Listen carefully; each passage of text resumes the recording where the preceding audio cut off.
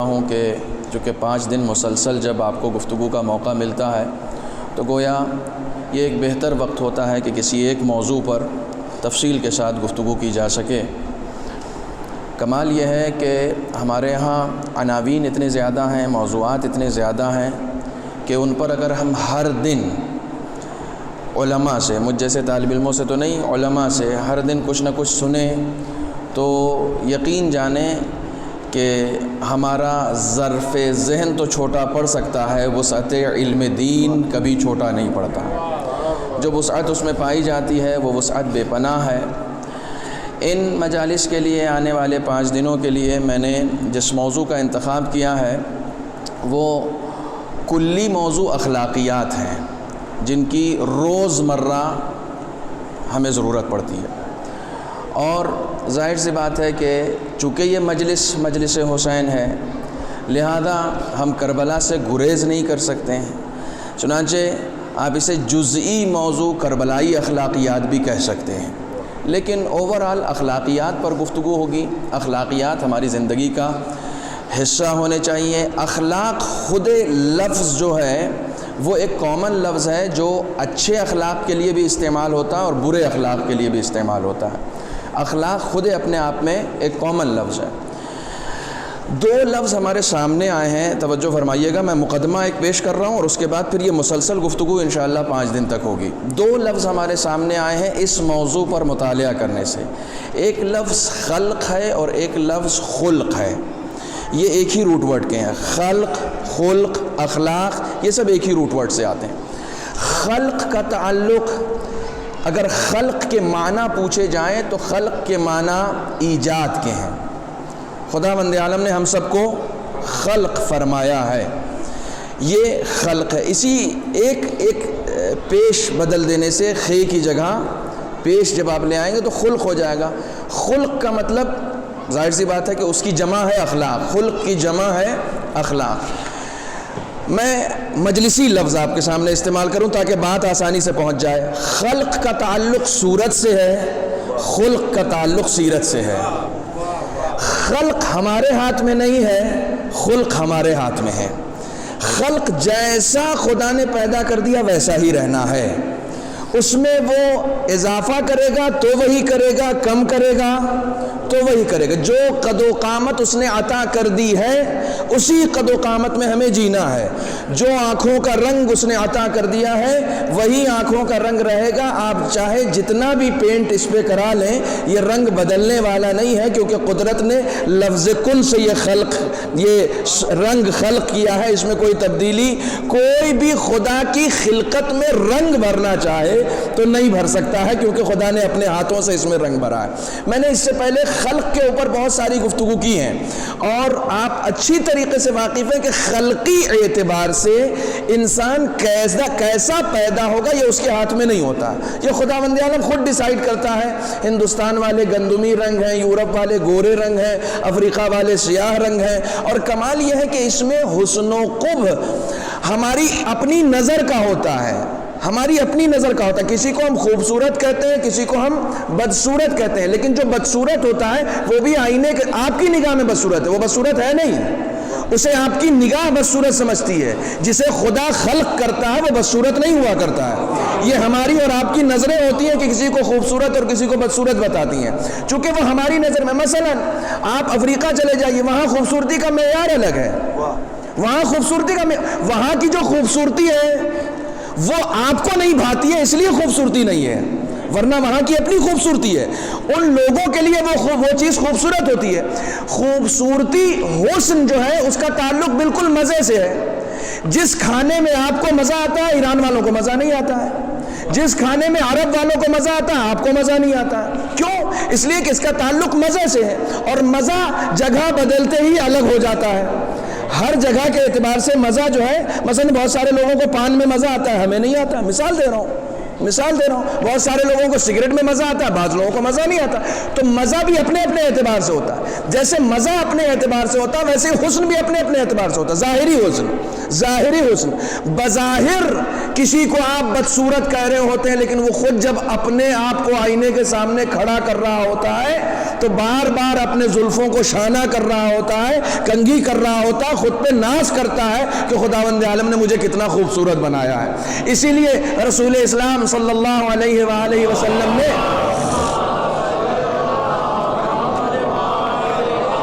جو آئینہ دیکھتے وقت دعا تعلیم فرمائی ہے، اس میں دعا کا حصہ یہی ہے، اللہم حسن خلقی کما حسنت خلقی، اے میرے معبود جیسے تو نے خلق کے اعتبار سے مجھے خوبصورت بنایا ہے ویسے ہی خلق کے اعتبار سے بھی مجھے خوبصورت بنا دے۔ یعنی ظاہری صورت کے اعتبار سے، جیسے اب یہ آئینہ اس کے لیے، یہ دعا اس کے لیے تھوڑی ہے جو بظاہر اپنے آپ کو خوبصورت سمجھ رہا ہے کہ ہاں میں خوبصورت ہوں اس لیے میں خدا سے کہوں گا پالنے والے جیسے تو نے مجھے خوبصورت بنایا ہے ظاہری اعتبار سے ویسے ہی اخلاقی اعتبار سے بھی مجھے خوبصورت بنا دے۔ نہیں، جو بھی دیکھے گا، ایک صلوات پڑھیں محمد و آل محمد پر۔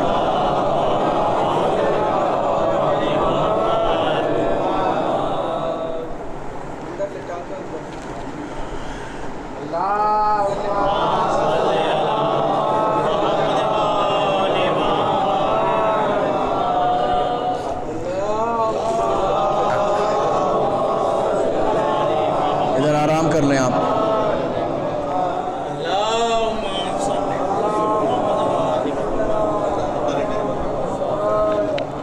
ایک اور صلوات پڑھیں محمد والا۔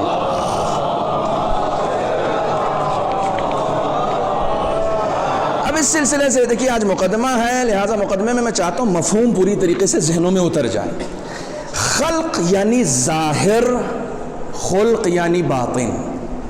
خلق ہمارے ہاتھ میں نہیں ہے۔ میرے یہاں بچہ کیسا پیدا ہوگا، سب سے پہلے تو وہ بچہ مرد پیدا ہوگا یا عورت، میل ہوگا یا فیمیل، یہ بھی ہم ڈیسائیڈ نہیں کر سکتے۔ خوبصورت ہوگا آپ کے اعتبار سے، وہ خوبصورت اور بدصورت کا معیار آپ کا اپنا ہے، آپ کا اپنا ہے، ورنہ قدرت نے جب انسان کو پیدا کیا تو کہا تبارک اللہ احسن الخالقین، وہ بہترین خلق کرنے والا ہے۔ توجہ فرمائیے گا، قدرت نے جب انسان کو پیدا کیا تو فوراً کہا لقد خلقنا الانسان فی احسن تقویم، میں نے ایک بہترین پیکر میں انسان کو ڈھالا ہے۔ یعنی جو پیکر انسان کو آتا کہ یہاں پیکر کون سا ہے، میری طرف متوجہ رہیں تاکہ میں اپنی بات کو، چونکہ اگر یہ مقدمہ پورا حل نہیں ہوا تو پھر بات کی گفتگو جو ہے وہ رہ جائے گی۔ ایک صلوات پڑھیں محمد و آل محمد۔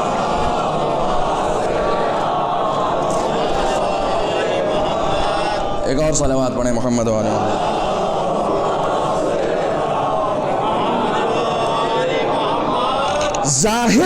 ظاہری طور پر ہمیں یہ بھی نہیں معلوم ہوتا کہ ہمارے یہاں جو بچہ پیدا ہوگا وہ کیسا ہوگا، لہٰذا اب روایتیں آئیں، روایتوں نے مدد کی کہ صاحب اگر چاہتے ہیں آپ کے یہاں بچہ خوبصورت پیدا ہو تو فلاں پھل کھائیے، فلاں دعا پڑھیے، یہ سب دعائیں ہیں، یہ سب روایتیں، ٹھیک ہے۔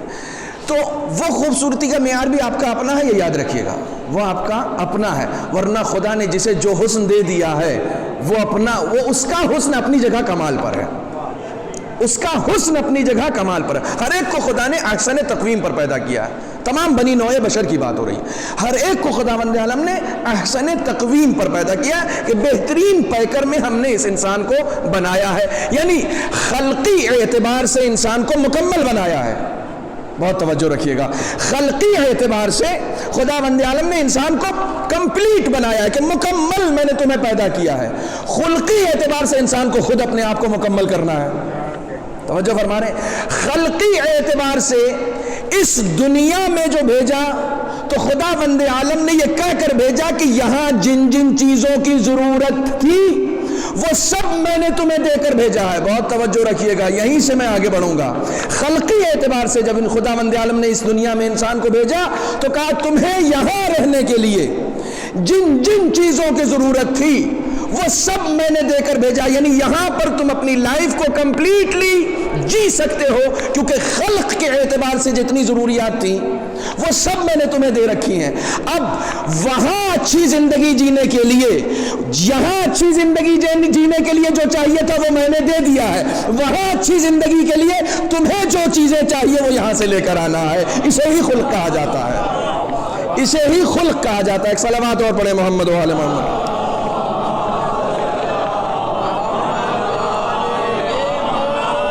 یہاں کسی چیز کی کمی نہ ہو. میں نے ایک کمپلیٹ انسان پیدا کیا ہے, ایک ایسا انسان جس کو پیدا کرنے کے بعد خود خداوند عالم نے اپنا قصیدہ پڑھا ہے, ایک کمپلیٹ, کسی چیز میں ہم نے کمی نہیں کی ہے. تم کو یہاں رہنے کے لیے ہم نے بصارت دی ہے, سماعت دی ہے, تکلم دیا ہے, حیات دی ہے, یہ سارے موضوعات اپنی جگہ پر ہیں. وہ سب آپ پہلے سے بہتر طریقے سے واقف بھی ہیں, اور یعنی خلقی اعتبار سے جتنے بھی موضوعات ہیں ان سب پر اچھی خاصی گفتگو ہو چکی ہے کہ خلق کے اعتبار سے خداوند عالم نے جتنی چیزیں ہمارے لیے ضروری تھی وہ سب ہمیں عطا کر دی ہیں. خلق ہمارے ہاتھ میں نہیں ہے, ہم اس میں کچھ بھی نہیں کر سکتے. کسی کا ہاتھ اگر کوتاہ ہے تو وہ چاہ کر بھی اسے لمبا, کسی کا قد اگر کوتاہ ہے, پتہ نہیں کیسے, یعنی مجھے نہیں لگتا ہے کہ شاید میڈیکل سائنس میں بھی ابھی اتنی ترقی آئی ہے کہ کسی کوتاہ قد کو وہ لمبا کر دیں. لمبان تک تو روک نہیں پاتے, جو لمبا ہو رہا تو لمبا ہو جا رہا, گنیز بک ورلڈ میں ریکارڈ بنایا جا رہا. کچھ کوتاہ قد ہے تو ان کا اپنا ریکارڈ ہے. کمال یہ ہے کہ اگر کوتاہ قد ہونا حسن نہیں ہوتا تو ریکارڈ کیسے بنتا؟ یہ ریکارڈ بننا اپنے آپ میں حسن ہے. آپ کو لگتا ہے کہ یہ حسن نہیں ہے, یہ عیب ہے. نہیں, وہ بھی اپنی جگہ ایک عیب ہے, وہ بھی اپنی جگہ ایک حسن ہے. اس حسن کا ادراک آپ کے اندر نہیں ہے. خلقی اعتبار سے اس نے کمپلیٹ بنایا ہے. جو سب سے لمبا آدمی ہے اس کا بھی ورلڈ ریکارڈ ہے, جو سب سے چھوٹا آدمی ہے اس کا بھی ورلڈ ریکارڈ ہے. اپنا اپنا ریکارڈ ہے. ریکارڈ ہمیشہ اچھی چیزوں کا لیا جاتا ہے, بری چیزوں کا نہیں لیا جاتا ہے. یہ ہمارا اور آپ کا تصور ہے کہ یہ چیز بری ہے. توجہ فرمائیے گا, خلق کے اعتبار سے کیا اچھا ہے کیا برا ہے یہ خدا ڈیسائیڈ کرتا ہے. یہ خدا ڈیسائیڈ کرتا ہے. وہ جس کو بھی دیتا ہے ایک کمپلیٹ احسن تقویم میں پیدا کرتا ہے. یہ ہمارے ہاتھ میں نہیں ہے. لیکن خلق یہ سب ہمارے ہاتھ میں ہے. اب چونکہ مجلس ہو رہی ہے, یہ کسی کلاس روم کا لیکچر نہیں ہے, لہٰذا مجلسی ریفرنس ضروری ہے. یہ مجلس بھی مجلس حسین ہے. آئیے کربلا چلتے ہیں. امام حسین اپنے ایک بیٹے کو رخصت کر رہے ہیں. خداوند عالم کے حضور میں ایک دعا کی, گواہ بنایا, اللہم اشہد علی ہؤلاء القوم قد برز الیہم غلام. میرے معبود گواہ رہنا, اس قوم کی طرف میں ایک ایسا نوجوان بھیج رہا ہوں کہ جو خلقن اشبہ الناس خلقن و خلقن و منطقن برسولک. اے میرے معبود تو گواہ رہنا, اب میں اس قوم کی طرف ایک ایسا نوجوان بھیج رہا ہوں جو خلق کے اعتبار سے بھی رسول سے ملتا ہے اور خلق کے اعتبار سے بھی رسول سے ملتا ہے. یعنی صورت میں بھی رسول جیسا ہے, سیرت میں بھی رسول جیسا. یہاں تک آپ پہنچ گئے نا. صورت میں رسول جیسا ہونے میں علی اکبر کا کوئی کمال نہیں تھا. دیکھیے یہاں تک میں اسی لیے لایا ہوں آپ کو. صورت میں رسول جیسا ہونے میں علی اکبر کا کوئی کمال نہیں تھا. خدا نے صورت اگر رسول جیسی دے دی تھی تو علی اکبر نے اپنی سیرت رسول جیسی خود بنائی ہے. کمال یہ ہے, کمال یہ ہے کہ اگر صورت خدا نے علی اکبر کو رسول جیسی دی تھی تو یہ علی اکبر کا کمال نفس تھا کہ اپنے آپ کو سیرت کے اعتبار سے رسول سے مشابہ بنا لیا. تمہیں اگر میری آواز سن کر, جملے تک پہنچنے کی کوشش کیجیے گا, اگر میری آواز سن کر رسول یاد آئے گا تو اس آواز کی سچائی بھی رسول کو یاد دلائے گی. تمہیں اگر میری صورت دیکھ کر رسول یاد آئے گا تو میری سیرت بھی رسول کو یاد دلائے گی. تمہیں اگر میرا سراپا رسول کو یاد دلائے گا تو میرا اخلاق بھی رسول کو یاد دلائے گا, بیٹھنے کا انداز بھی رسول کے جیسا. ٹھیک ہے, خلق کے اعتبار سے خدا نے بنا دیا, تو خلق کے اعتبار سے خدا نے بہت سارے خوبصورت لوگ بنائے ہیں, بہت سارے لوگوں کو خوبصورتی دی ہے, حسن دیا ہے خلقی اعتبار سے. لیکن خلقی اعتبار سے اپنا کمال ہوتا ہے. خلقن میں علی اکبر کا کوئی رول نہیں تھا, خلقن میں علی اکبر کا رول تھا. لہٰذا رسول اکرم صلی اللہ علیہ وآلہ وسلم نے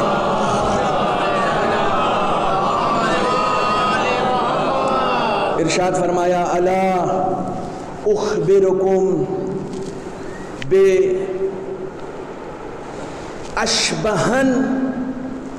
اشبہکم بی, الا اخبرکم, کیا میں تمہیں خبر دوں کہ مجھ سے سب سے زیادہ مشابہ کون ہے؟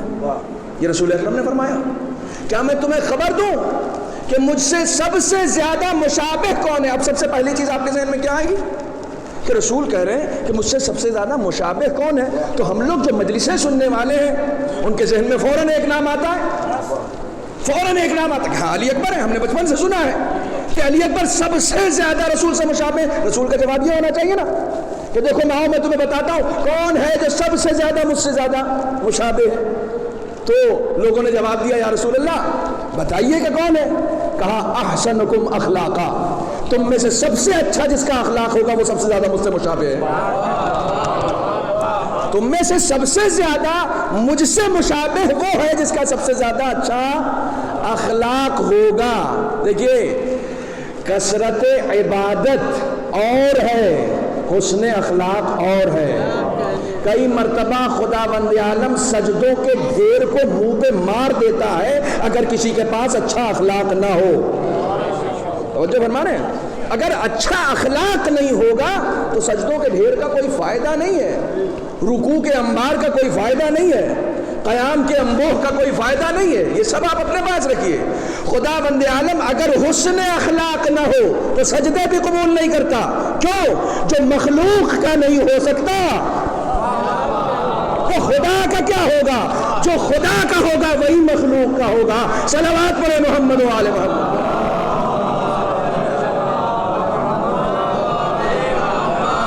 یہ موضوع اتنا خشک نہیں ہے جتنا خشک آپ نے بنا دیا اسے۔ ایک اور صلوات پڑھے محمد و آل محمد۔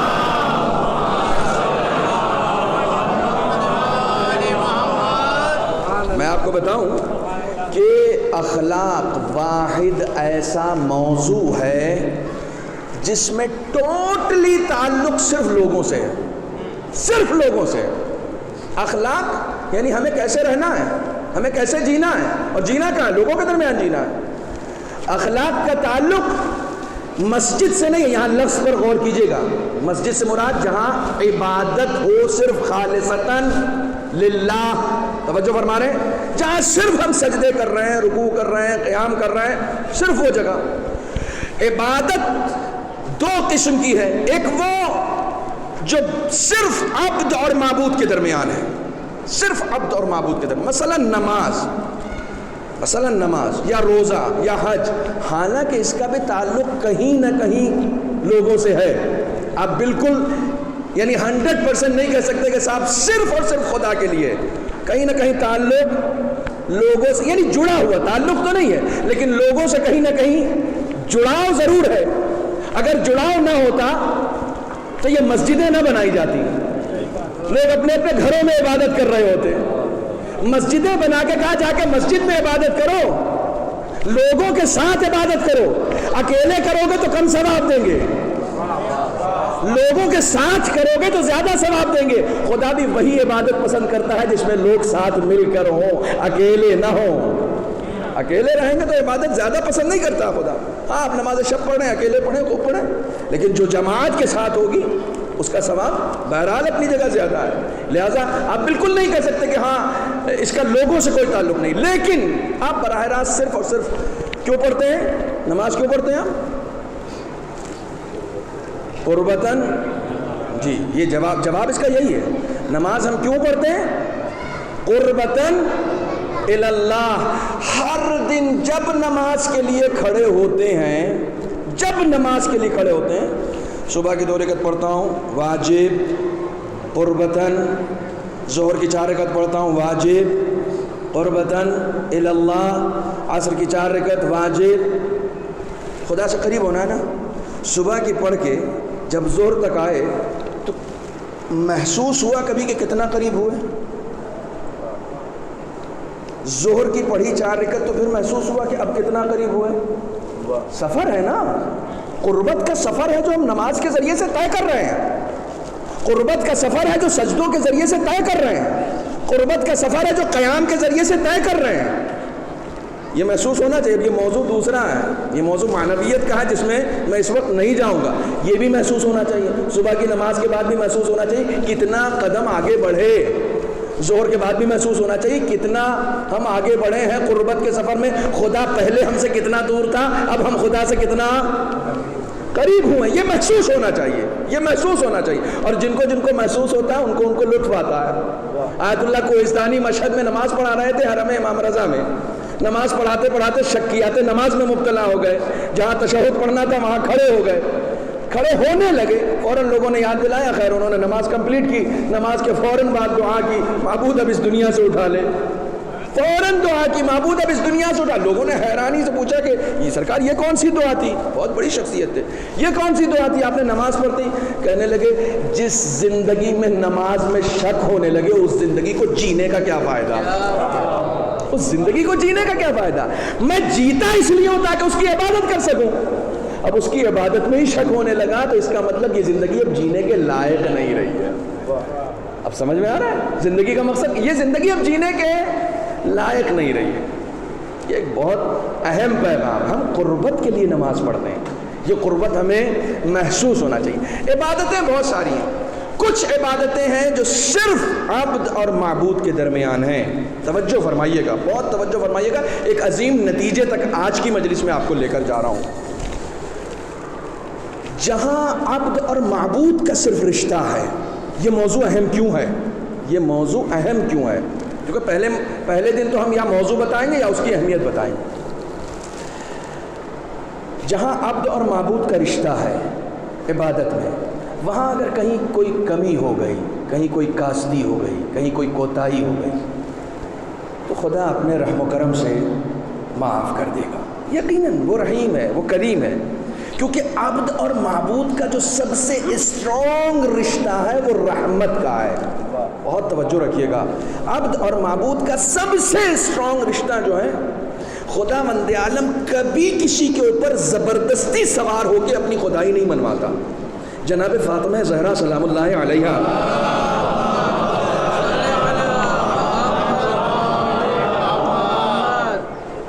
ہر دن رسول کی شہادت کے بعد ہر دن قبرستان احد میں جا کر جناب حمزہ کی قبر پہ قرآن پڑھتی تھی.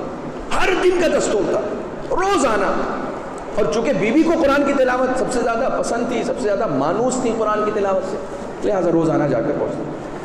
ابو عمر ایک شخص ہے، وہ روزانہ بی بی کے اس عمل کو دیکھتا تھا. ایک دن بی بی کے قریب گیا اور کہنے لگا کہ بی بی اگر جسارت نہ ہو تو ایک سوال پوچھوں. آپ نے فرمایا کہ پوچھو. کہا کیا؟ بہت توجہ رکھیے گا، میں دیکھیے موضوع سے آپ کو کیسے کنیکٹ کر رہا ہوں کہ کیا رشتہ ہے عبد اور معبود کے درمیان. کیا واقعی رسول خدا نے علی کو اپنا جانشین بنایا تھا؟ یہ سوال اس نے کیا. بی بی فاطمہ نے کہا کہ کیا غدیر کا اعلان کم تھا؟ دیکھیے یہ جواب ہے بی بی کا. کیا غدیر کا اعلان کم تھا؟ اس زمانے میں غدیر اتنا معروف تھا کہ کسی کے سامنے بھی لفظ غدیر صرف لے لیا جائے پورا میدان اور پورا واقعہ سب کے ذہن میں آ جاتا تھا. اتنا مشہور تھا، اتنی شہرت تھی اس کی. تو بی بی نے یہی جواب دیا، کیا غدیر کا اعلان کم تھا؟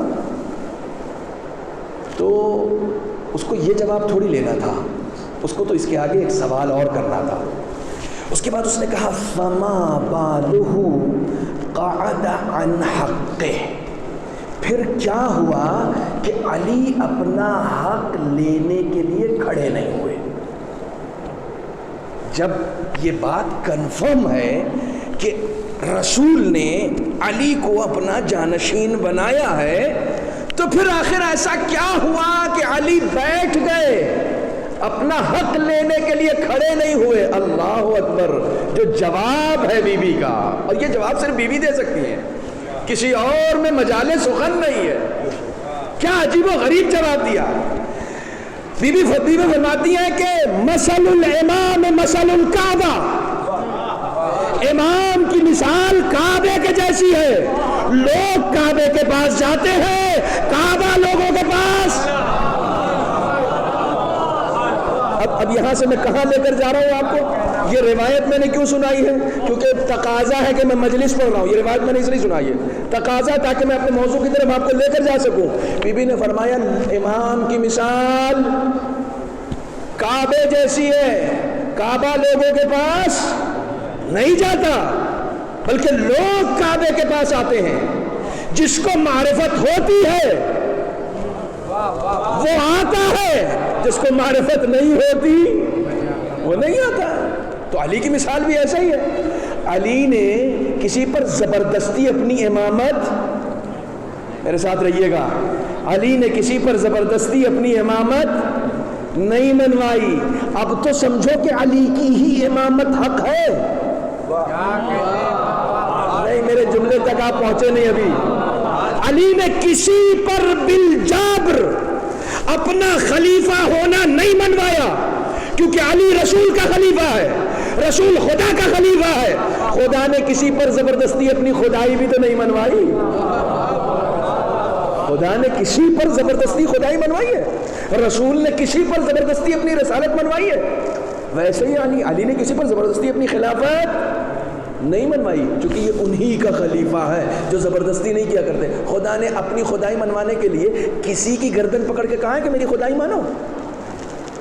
جو سسٹم جہاں سے شروع ہوا ویسے ہی چلے گا، ویسے ہی چلے گا۔ اس میں جو لوگ تبدیلی کر رہے ہیں نا، وہ خیانت کار ہیں، وہ خیانتیں کر رہے ہیں۔ خیانت وہاں سے ہو رہی ہے، ورنہ سسٹم یہ ہے کہ زبردستی نہیں، خدا نے کسی سے زبردستی نہیں منوایا، صرف ایک طریقہ، صرف ایک طریقہ، اور وہ طریقہ کیا ہے؟ رحمت کا۔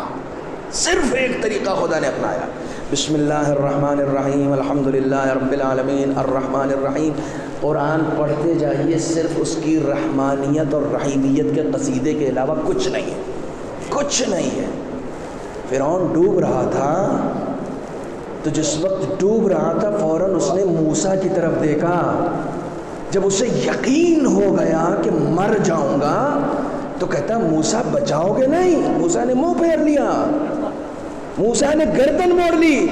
فوراً خدا نے موسیٰ سے خطاب کیا، اے موسیٰ، کیوں نہیں اسے جواب دیا؟ لِأَنَّكَ لَمْ تَخْلُقْ، کیونکہ تم نے اسے پیدا نہیں کیا ہے۔ لَوِ اسْتَغَاثَ بِي لَأَجَبْتُهُ، اے موسیٰ اگر وہ تمہیں چھوڑ کر مجھے بلا لیتا تو میں اس کی فریاد کو پہنچ جاتا، کیونکہ میں نے اسے پیدا کیا ہے۔ خلق سے اتنا مضبوط رشتہ ہے، خلق سے اتنا مضبوط رشتہ ہے، اتنا مضبوط رشتہ ہے، کیونکہ خداوند عالم نے جناب آدم سے، اب یہ ایگریمنٹ میں نے کبھی آپ کو سنایا نہیں ہے، جناب آدم سے بہت سارے ایگریمنٹ ہوئے تھے۔ یہ ایگریمنٹ، دو ایگریمنٹ اور ہے، کوئی بھی شخص گناہ کرے گا تو 7 گھنٹے تک لکھا نہیں جائے گا۔ دوسرے یہ کہ موت سے پہلے بھی اگر میرا بندہ حقیقی توبہ کر لے تو میں اس کی توبہ کو قبول کر لوں گا، موت سے پہلے، موت سے پہلے حقیقی توبہ۔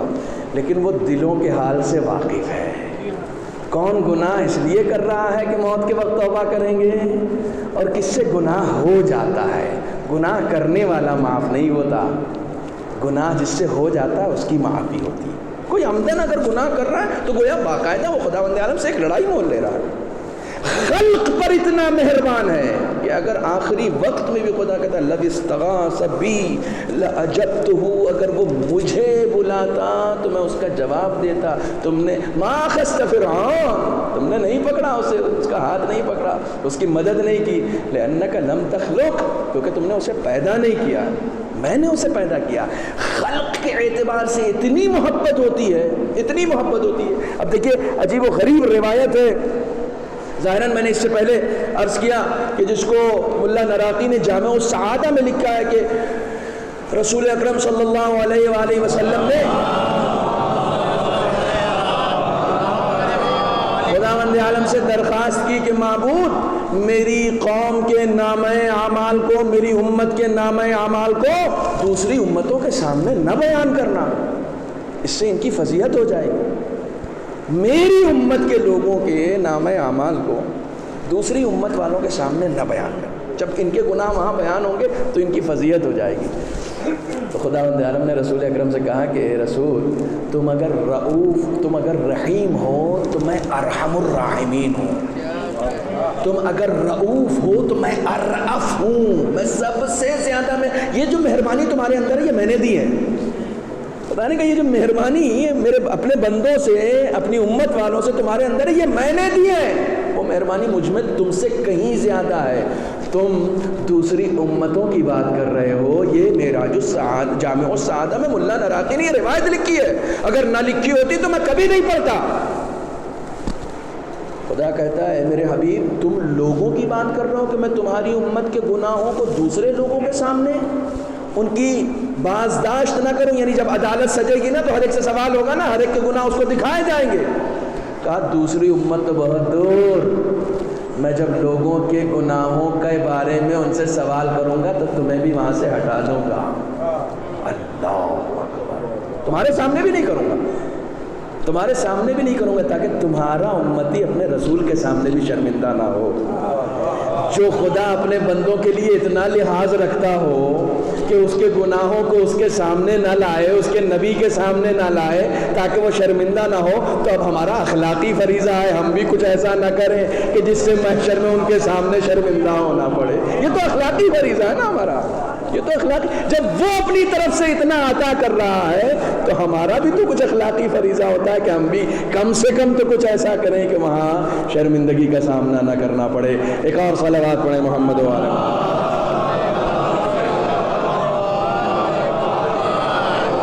ایک اور اس سے بہتر صلوات پڑھیں محمد.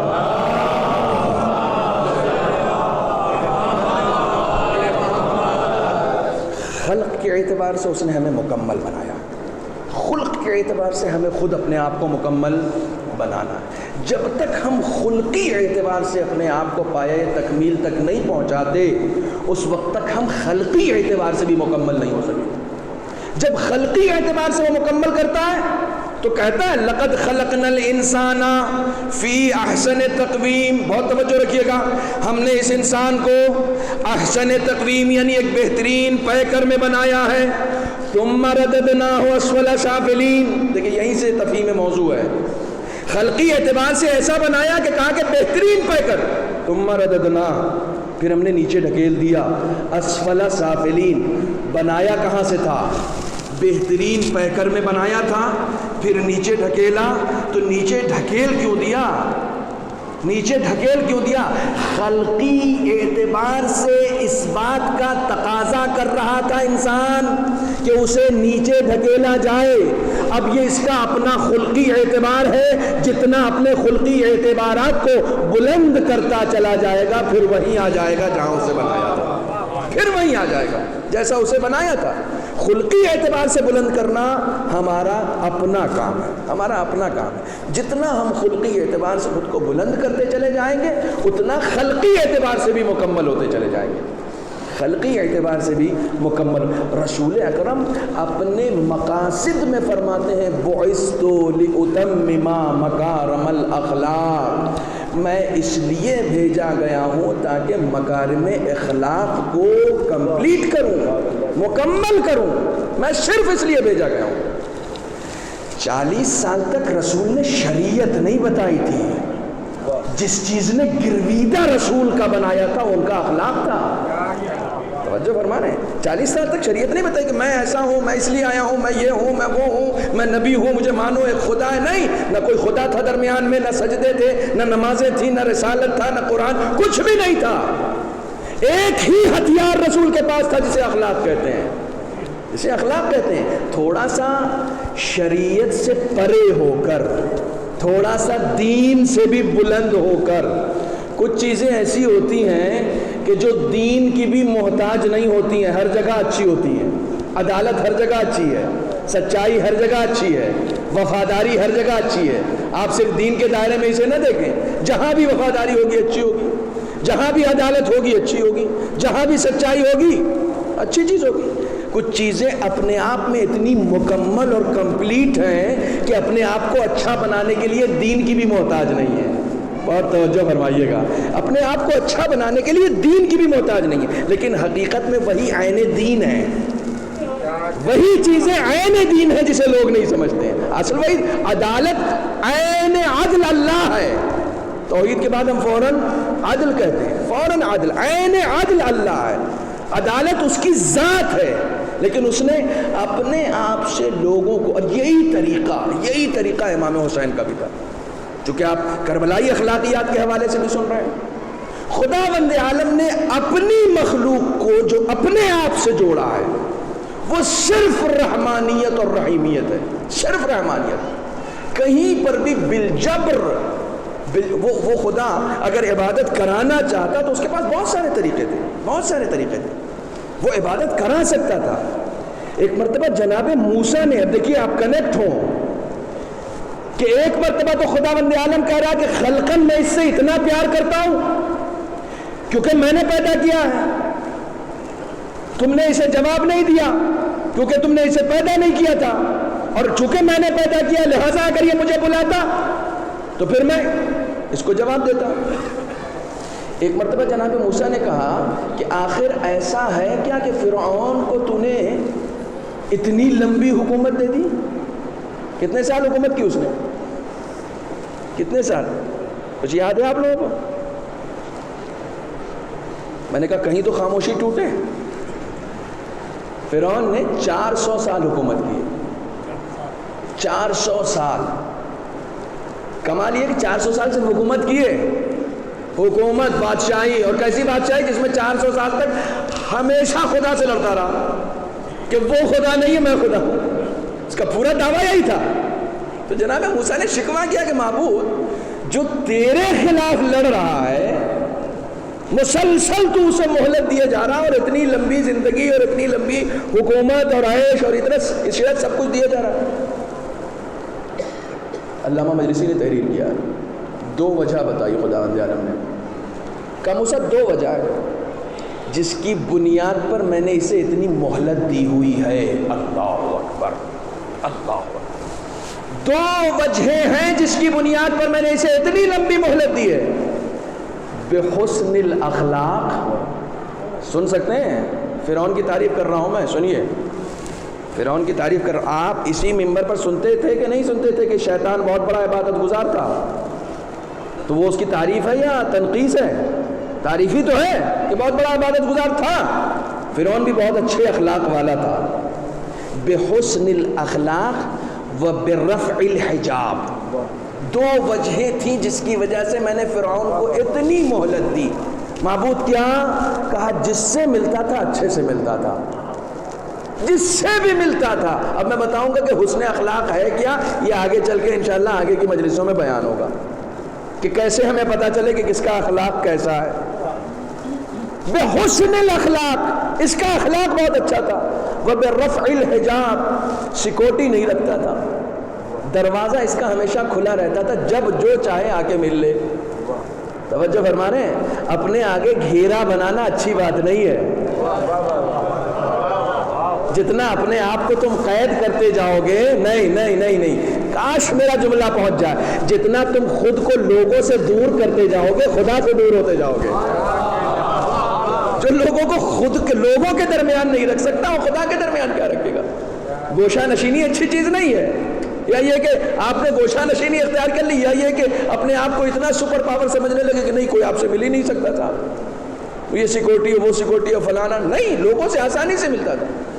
خداوند عالم نے فرعون کی توصیف میں کہا اگر روایتوں میں نہ ہوتا یہ ذکر تو واقعی میں نہیں کہہ پاتا. اس کی توصیف میں کہا ہے کہ بحسن الاخلاق، اس کا اخلاق اچھا تھا. وبرفع الحجاب، اور اس سے ملنا بہت آسان تھا، جس سے جو بھی اس سے ملنا چاہتا تھا آسانی سے مل جاتا تھا. یہ 2 خصلتیں تھیں. خداوند عالم اگر فرعون میں بھی کچھ اچھائی دیکھتا ہے تو اس کا انعام بھی اسے عطا کرتا ہے. وہ انسان جو خدا کا سجدہ کرتا ہے وہ خدا کی ذات سے مایوس کیسے ہو سکتا ہے؟ میں تو سجدہ کر رہا ہوں، میں تو اس کا ہوں، جو اس کا نہیں ہے وہ اسے بھی جزا دیتا ہے، اسے بھی جزا دیتا ہے. آپ کہیں گے خداوند عالم کو یہ اس کا طرز اتنا پسند آ گیا کہ اس نے اسے جزا دے دی. کیا ہم میں تو اس سے اچھی زیادہ چیزیں پائی جاتی ہیں، ہمیں کیوں نہیں دیتا؟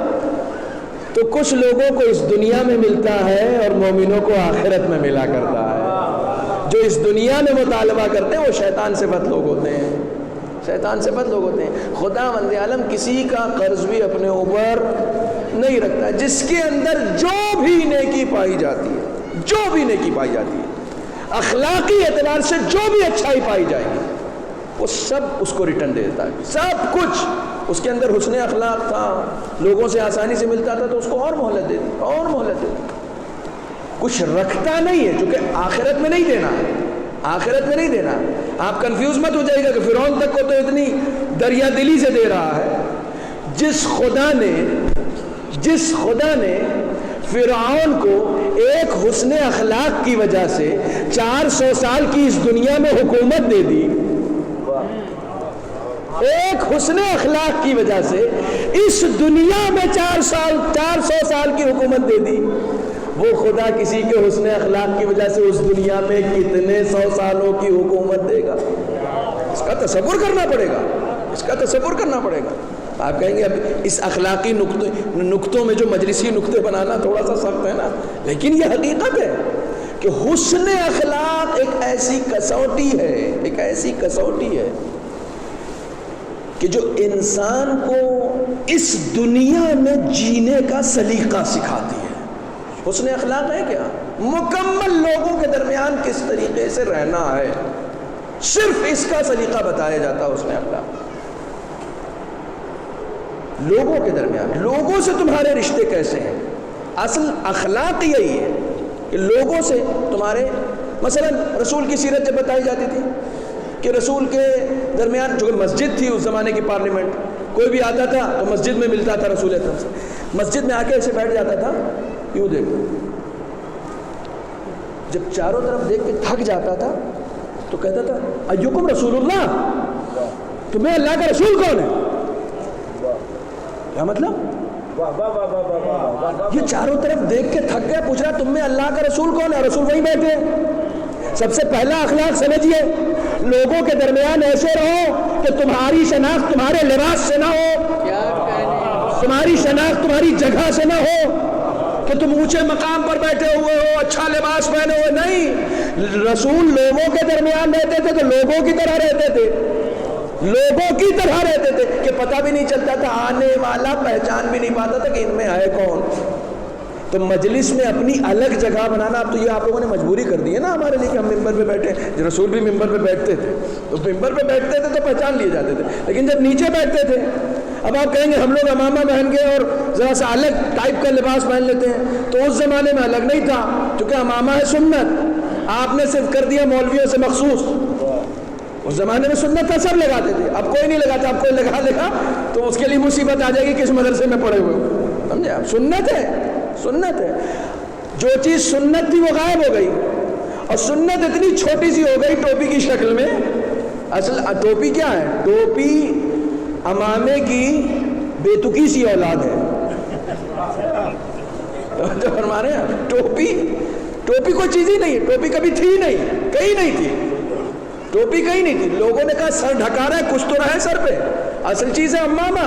نماز میں جو سنت ہے، یہ جو آپ نے اتنی ساری ٹوپیاں رکھی ہے نا، یہ ٹوپی بھی سنت نہیں ہے. بنا ٹوپی کے ہی پڑھو گے تو اللہ قبول کرے گا، اور ٹوپی لگا کے پڑھو گے تو ایک پرسنٹ بھی اجر زیادہ نہیں دے گا.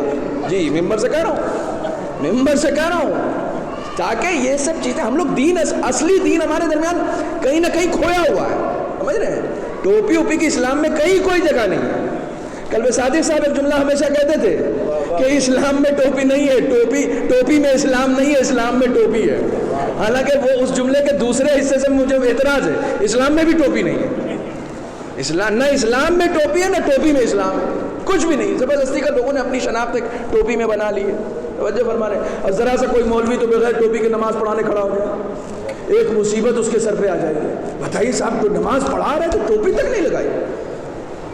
اعتراض کرنے والے کو خود بھی نہیں معلوم ٹوپی لگانا سنت بھی نہیں ہے. ہاں یہ نئی بات تھی، جس کے لیے نئی بات تھی وہ سلوات پڑھے.